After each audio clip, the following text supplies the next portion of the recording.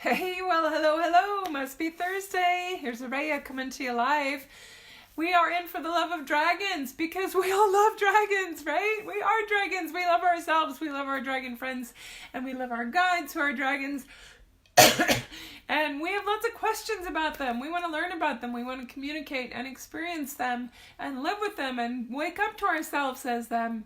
So that's why I'm here. So those of you that haven't been on live with me before, my name is Araya. You can also call me Tana. That's my dragon aspect.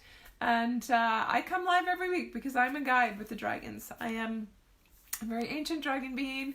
I wrote a book 12 years ago called The Dragon Within to help people start working with that aspect. And I've been offering now for the last couple of years. Hi, Wendy. Good to see you.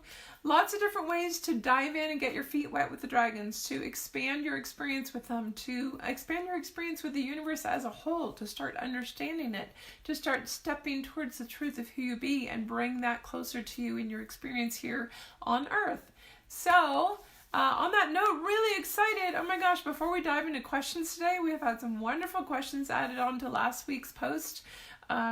If you didn't see that post, it was, if you could ask a dragon just one question, what would it be? And the only rule is that it has to be a question that's not personal, like, who's my dragon or something about yourself. It's got to be a question that would really benefit the whole. So last week's live, if you didn't catch it, go find the replay. It's on my YouTube channel. It's in the archives of the group.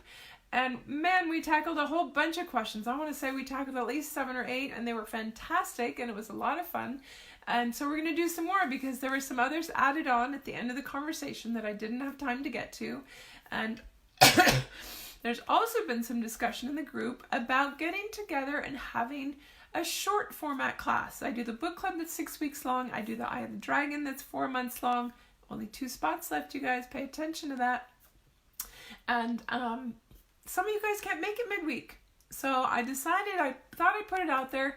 If I was to do a Saturday mini class for a couple hours, what would you want to talk about? What would you want it to be on? And so the first one is actually scheduled. I'm super excited for this. It's a week from Saturday, November 16th. It's from 10 a.m. to 12 noon Pacific Standard Time. Hi, Liz. Good to see you. And it's on planetary healing with the dragons. So this is an opportunity to come and dive in depth into how do you recognize them? How do you work with them? What would you do with them? How can I help heal the planet and be in service with the dragons? And so all of those things meshed in is also going to be a time to just connect with other dragons and start to recognize that aspect in each other, because not only are we learning how to recognize dragons around us in the world, but we want to start recognizing it in other people. So it's going to be a fun 2 hours. Not sure if it's going to include a meditation yet or not. I'm going to see how the format goes. But we've already got quite a few people registered. I want to say close to a dozen or something like that already. So get your spot. It's going to be live via Zoom. So it's going to be a teleclass opportunity.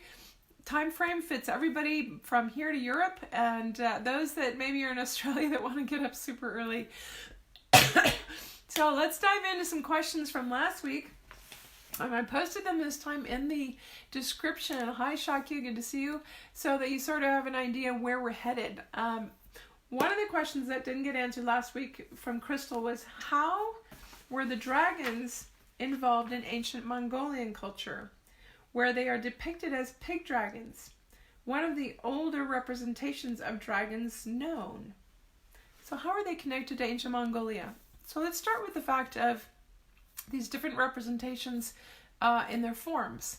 Because over in Asia, the dragons have been part of the culture for, I think, a lot longer than most other places on the planet, really actively. Other than, I would say, maybe up in Wales in the UK, around Glastonbury, and actually where I went, where the dragon lines are still very strong, and I went to write the book. So while I was in China, I just went to Tibet to do the activation.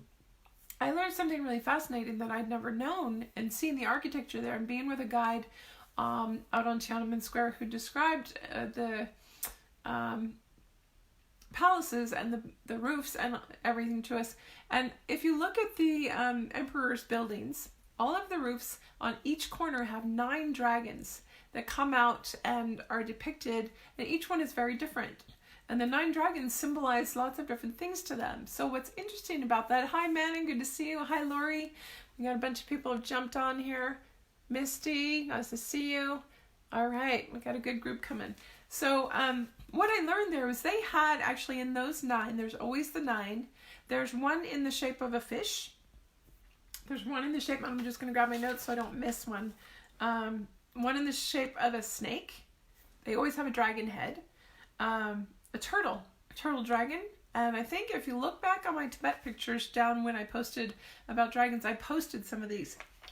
And the turtle dragon one specifically. A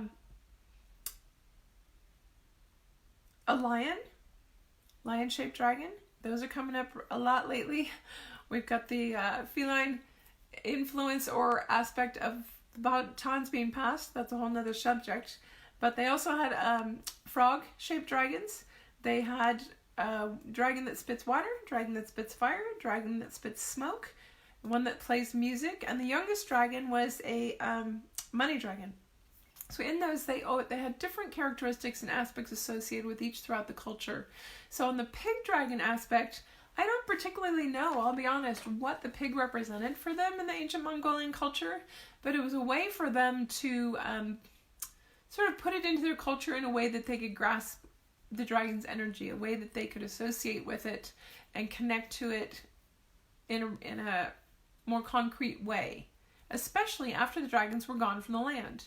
So the more interesting part of the question to me, rather than how they were represented artistically, is to look back further to very ancient Mongolia, because I've had this information come through in a session with a client that we kept feeling this Genghis Khan connection, and a lot of us have that sort of connection to something around Mongolia, something around Genghis Khan, not necessarily being him, but he had a big tribe of warriors. He killed a lot of people, so there was a big influence that he had over a large continent. It's likely that we've had some experience there. So what was very interesting is that even though the dragons, when he was present, weren't still physically on the land, he was energetically working with them.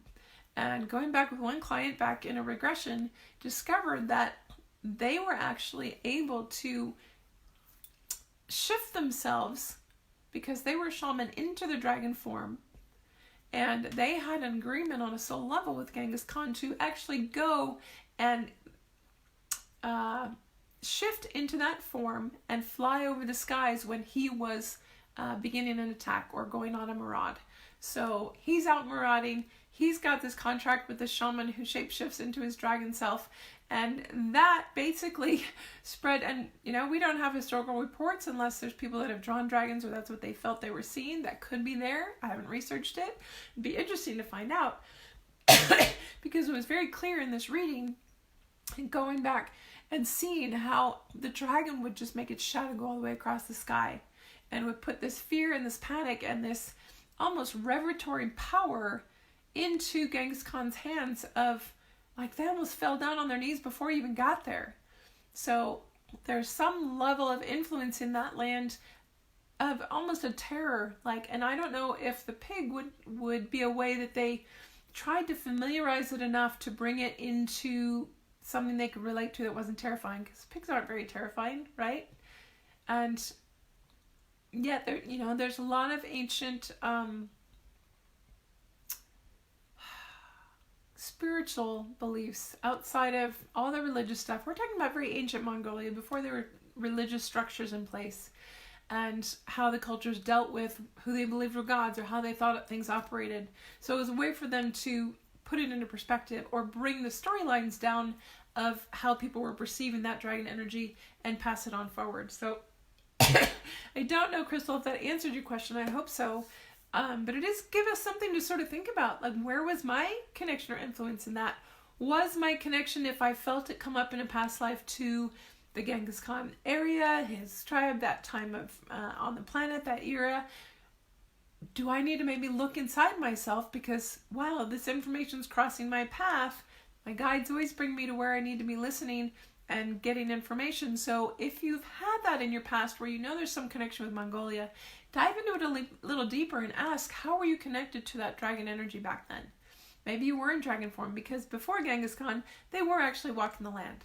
I have memory. I was there while I was in China, I had active memory of being on the land as dragon. And I've also had memory with many of those who are in my book clubs and programs that feel very connected to the dragon samurai.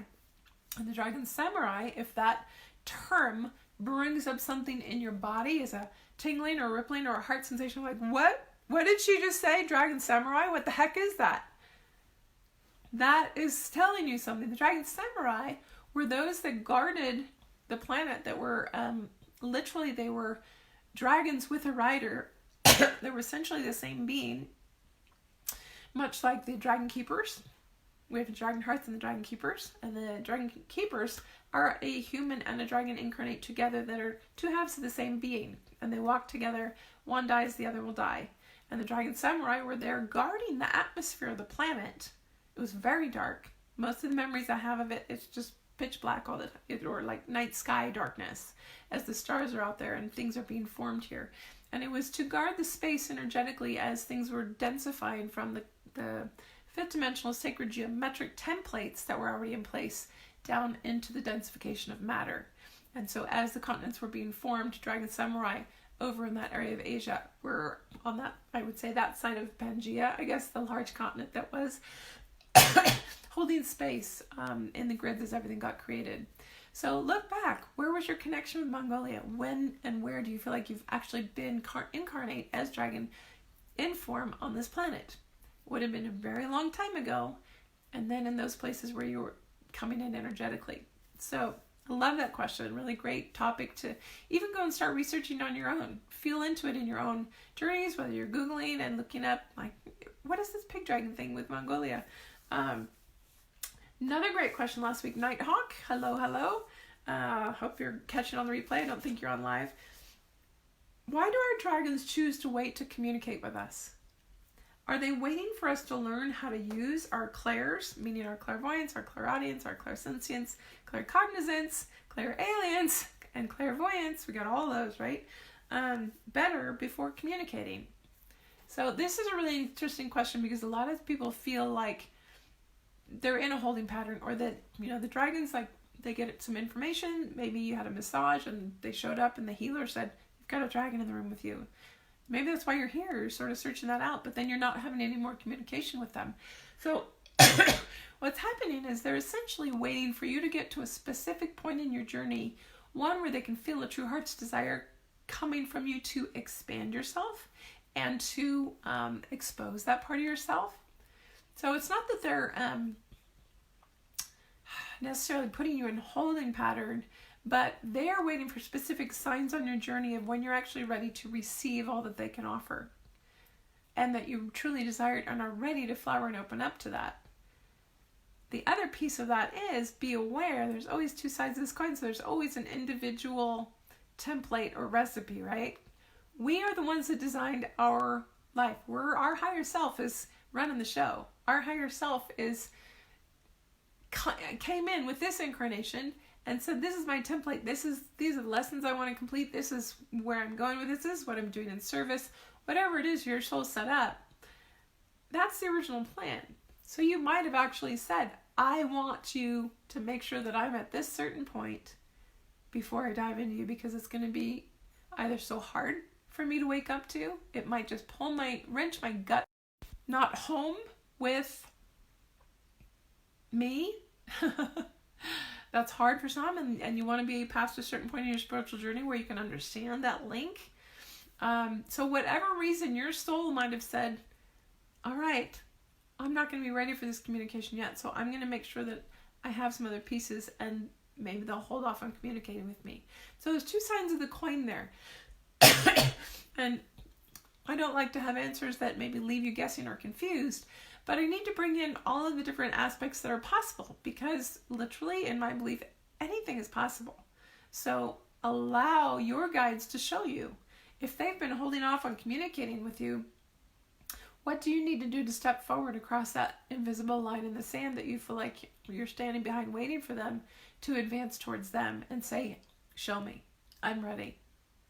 That would be the biggest thing for me, is to say, open your heart. This is your dragon heart saying, okay, I know the dragons have showed up. I don't know how to communicate with them yet. I don't know, what to do with it when they do. They show up and they show me an eye, and oh my God, then what? Okay, so I have a big dragon eye. What does that mean? Or maybe my body's uncomfortable and I feel like there's something trying to come out of my back and I feel like I'm crazy because I feel like they're wings, but I can't tell anybody that. This is the group to share that in. This is the place to have those shares and get feedback from other people that are living the exact same thing. And they can help lead you along to that, to the point where you can call out and say, all right, guys, I'm ready.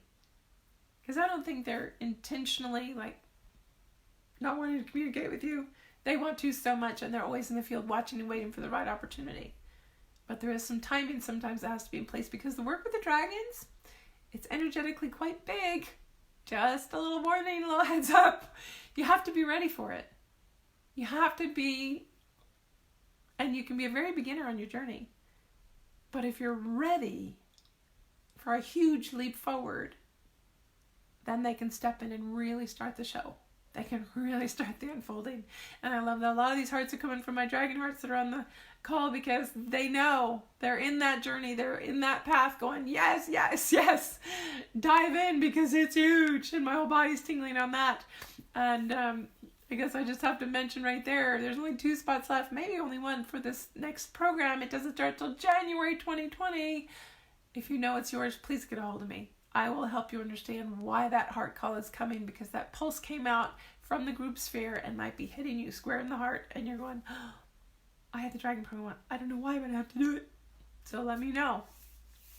Next question. Also, I love these questions. Linda Joe, can dragons manifest as different life forms to guide humans? I would bet that quite a few people on this call could answer that for us. There have been discussions in the group about cats and dogs recently that people absolutely know hands down are their dragons. So yes, I know they can take different forms, whether it's in physical here on the planet, such as a cat or a dog or a horse. Recently met someone who is connecting her horses and dragons and feeling that energy combine and how she needs to move forward with that. They can also manifest through different life forms in nature. And this is where one of the things we're going to talk about in that mini class is how you start recognizing them in the land or the sky, and how they use the elements. So if they can use the elements to communicate with you, of course they can use a physical element of an animal, a deer, a bear, whatever's out in the woods. They can use that to connect and communicate with you and give you a hit of something that's going to catch your attention. They can also, outside the physical plane, come into different forms to be your guide. Typically, if you're not ready to see them as a dragon, they might come in as looking, shape-shifting into like a human guide or a unicorn or something that you're more familiar and open to receiving, until they can reveal themselves fully when you're more open. Because a lot of people are like, okay, unicorns, yeah, I sort of get that. But how can a dragon be real? So if that's what your reality is or your belief system, we're all only limited by our own personal filters. And I've said this many times. If you get a psychic reading for someone or someone's channeling something, be very aware that that message is only as good as the wounded filters of that channel. So if that channel has not worked through a bunch of shadow around men, for example, then every message they filter through is going to have that parameter that blocks some of the information about the truth of the masculine.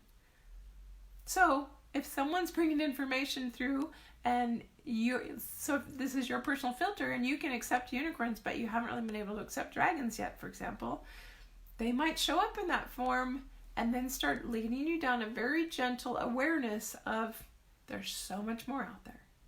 Open the doors of potential and possibility and start to imagine, see, believe the experiences that are coming and say, wow, I've been pretty naive. There's a lot more to this universe than I was allowing myself to see or believe. So I love that question, Linda Jo. And this last one, I gotta say, Lori, thank you for bringing this up, because I lived through this question myself many years ago on my journey.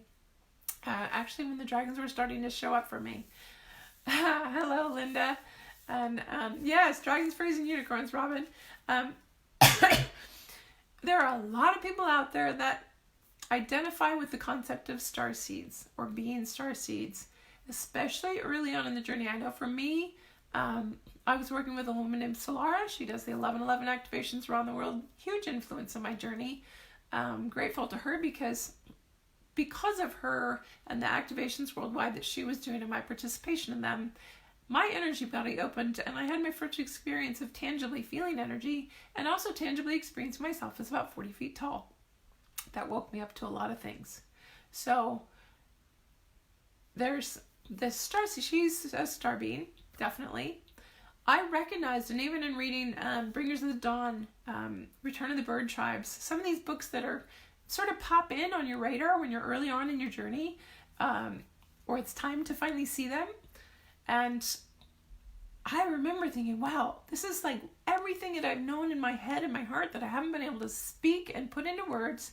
Somebody's put it right here in black and white for me, which is partly why I said the Dragon book is going to come out. This has to be written down because people are going to go, finally, somebody gets my life, somebody gets my experience. And so having that, I really was like, wow, I feel like I've been through the Star of An in the center of Orion. Orion was my homing zone. It still is, because I finally figured out through all the dragon work that I passed through that gateway. So in this question, can you be both a starseed and a dragon? Here's the kicker for you to figure out. And some of this information comes in my programs when we go more in depth on the journey as a soul to come into form from these higher dimensional planes. So as we come down, we have to densify and we come through these different gateways. Well, one of those gateways, many of those gateways are through the star systems. So if we are a dragon, first and foremost in our soul form, our first and foremost incarnation is either, for this question, as a star being or as a dragon. Also could be something else, but you will know inherently you are one of those at your core. Be it dragon, be it starseed, be it unicorn, being fairy realm, an elf, being just a star being from, say, the Pleiades. Your first and foremost incarnation on the soul level was in one of those forms. If you are a dragon, you are one of the most ancient and you've been coming through the star systems in order to get to this earth and be in service. And many of us spent a lot of time in those places. So I had a lot of memory of being there, and early on my journey, I connected that with I must be from there. When in fact the truth was I needed to keep diving deeper to uncover and determine and realize that actually I came through there and I've been a star being. I've been in star being form on a lot of different places, but they were learning experiences. They were going to have trainings there to be ready to come to Earth, or to work with beings there, or to learn languages there. All the different things that we can do around the different places in the universe. But you will know in your core at some point in your journey, and maybe it hasn't unveiled yet and you're still unfolding all the pieces, but at some point you will know inherently, I am dragon, or I am starseed, or they are the gateways to get you to realizing the truth of who you be. And the truth of who you be, if it is dragon and you know that, I hope you will connect with me deeper in one of the programs or classes so that I can take you further into that. So, loving this discussion. I love coming and seeing you guys every Thursday. Please pay attention. I just sent out a newsletter today talking about the mini class coming up November 16th. The 2 spots left in the Eye of the Dragon program, January 2020. It's 4 months of complete expansion. Hello, everybody. Oh, Willow and Candace. Hello, good to see you. We've got the book now in print. I'm working on the meditations. My voice is almost ready. I'm going to try some recording tomorrow to get those French ones out. So wishing you guys a great, great weekend. I look forward to seeing you. If you have more questions, God, this is fun, isn't it? Post them. Post them, and whether they become a live topic like this or a topic for a whole 2-hour class, because that could happen too. This is where we get the tools that you guys need. It's not about me deciding what to teach. It's not about me deciding what is out there and you have to have on your plate. It's about you knowing where you're at in your journey and saying, I need help here. I don't understand this. I'm really curious about this. Because that's the tools I want to give you so that you can expand. All right. Much love to you guys. Have a great weekend. We'll see you next time. Bye.